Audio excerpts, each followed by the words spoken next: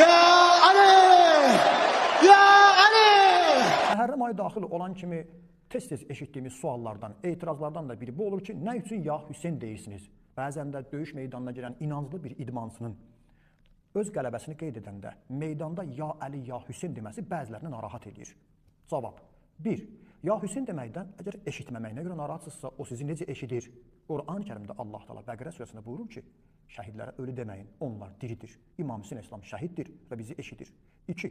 Deyirsinizsə, o sizə kömək eləməklə Allahın əvəzinə çağırıb şirk deyirsinizsə, xeyr, heç kəs İmam Hüseyni çağıranda, şüar verəndə, ya Hüseyn, ya Əli deyəndə onları Allah olaraq çağırmır. Kim onları Allah olaraq çağırarsa, yaxud Allahla birgə, Allahla yanaşı çağırarsa, onda bu qadağan olunur, şirk hesabı oluna bilər. Allahdan savayı çağırdıqlarınız da sizin kimi qullardır. Əgər doğru deyirsinizsə, çağırın onları, sizə cavab versinlər.